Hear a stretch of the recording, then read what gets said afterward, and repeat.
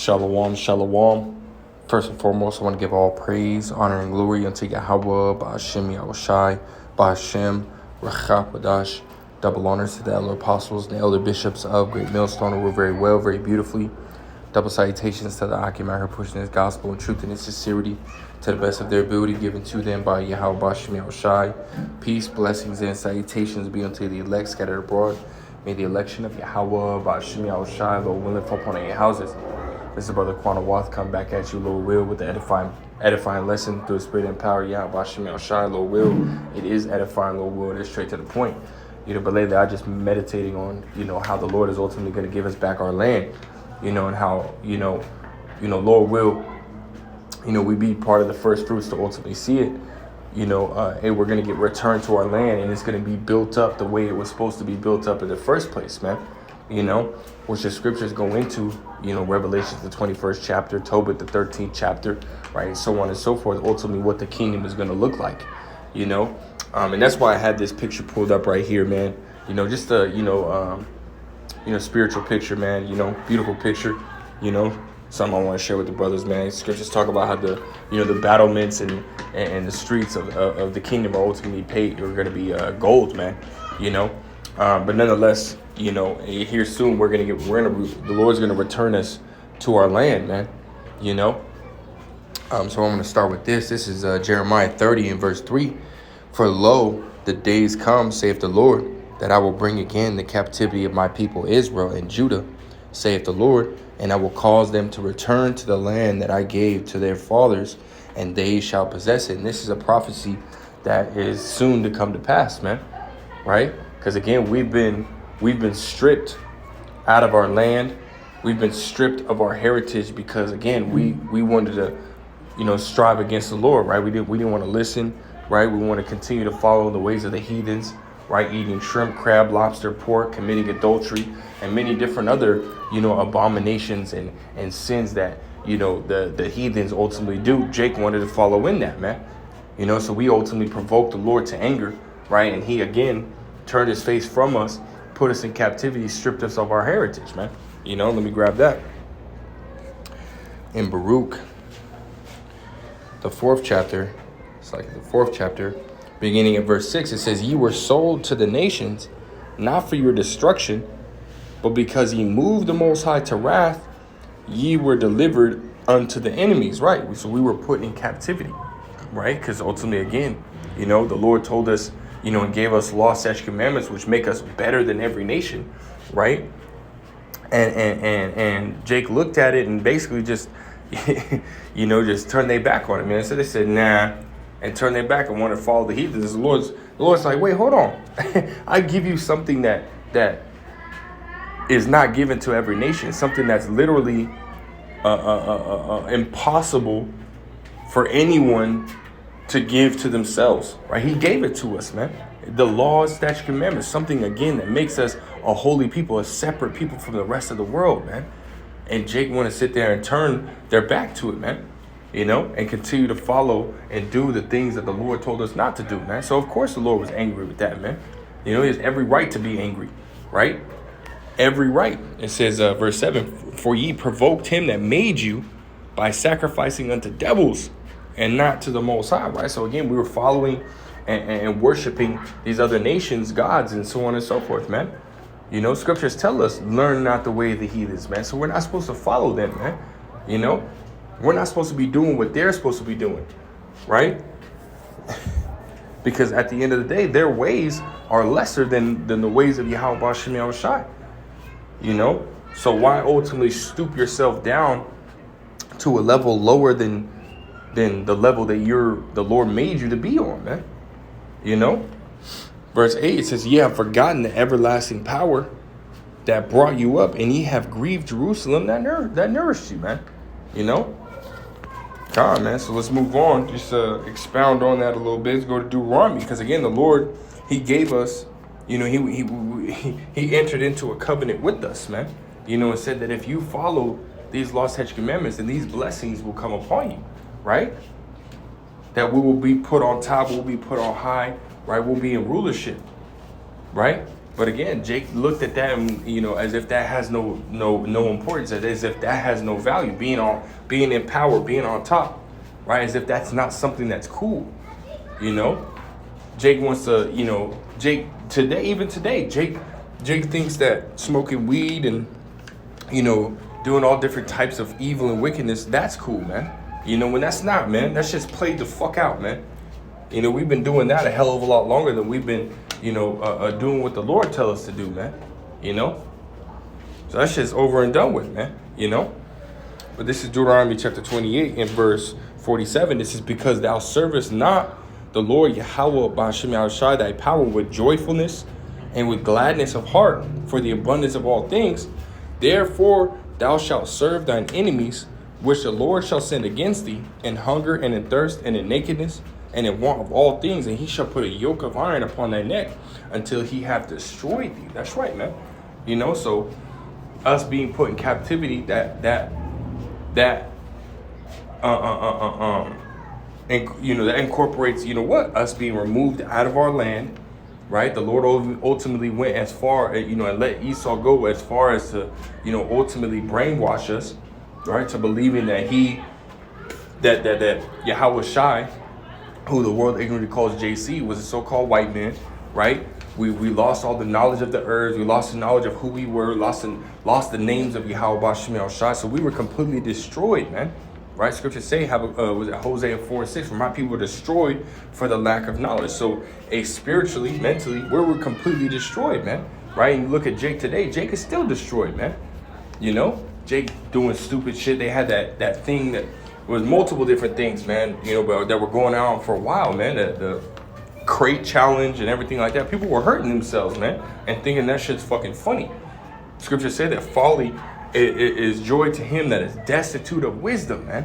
Right? So our people are destitute of wisdom, and now the Lord is ultimately allowing for that life to come back into us, man. Right? That wisdom, knowledge, and understanding is being given back unto us. Like the Lord is ultimately, showing us some mercy now, man. Which we weren't getting that for the longest time, right? But now again, the Lord is ultimately bringing that mercy upon us, right? Pursuant to Revelations 11 and verse 11, it says what? It says, and after 3 days and a half, which is going into that 350 years, right, from 1619 all the way to 1969, right, when Abba Bivens came on the scene. That's 350 years that we know that we didn't have this wisdom, knowledge, or understanding. That's just talking about this captivity, man. 350 years in this captivity, right, where we were again being beat down, right, being punished for our wickedness, for our evil, right?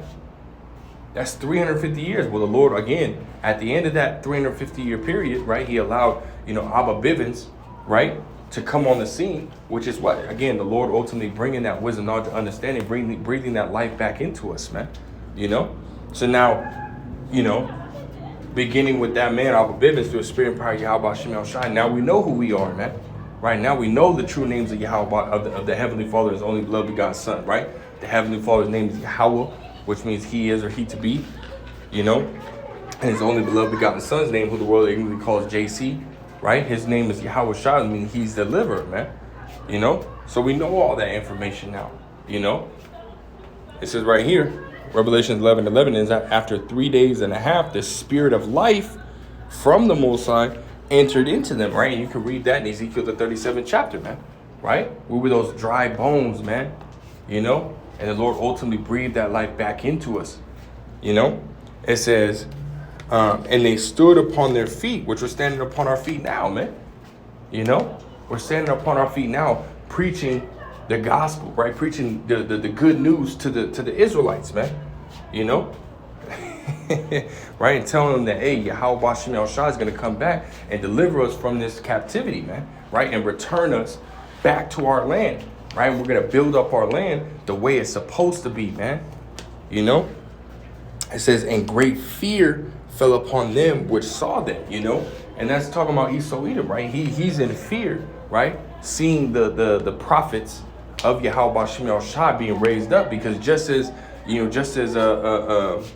look out throughout all history, right? The prophets, every time the prophets were raised up, hey, in whatever nation or country that they were in, right? That nation or country ended up following soon after, man. Right? And Esau Edom knows that. That's why you had Donald Trump, right? He called us the what? The prophets of doom, man. Right? So Esau Edom knows, man, when he sees the prophets of Yahweh Bashim Yahushai, you know, hey, something bad's gonna come. That something bad's gonna follow, man. You know, something good for us, but something bad for them. You know, and in some cases, right, a lot of cases, right, it could be bad for us as well. You know, but in this case, man, it's gonna be good for us, man. Right? Because the Lord, again, he's raising up the prophets, the true prophets, right?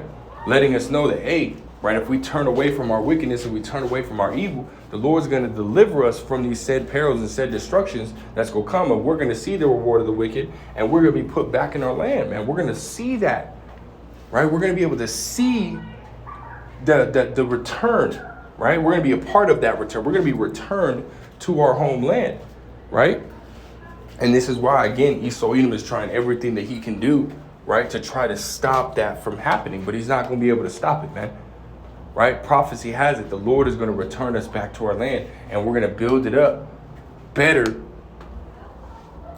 than the state in which it's in now. Because, again, the heathens are over there, man.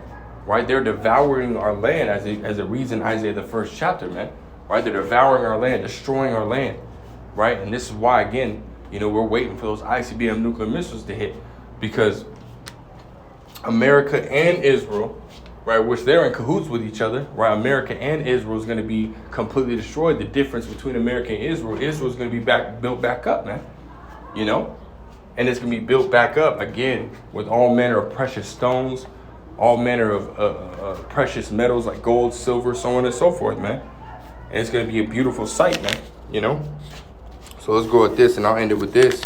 Lord will, it's been edifying thus far. This is Isaiah chapter 14 and verse 1. Again, proof that the Lord is going to return us back to our land, right?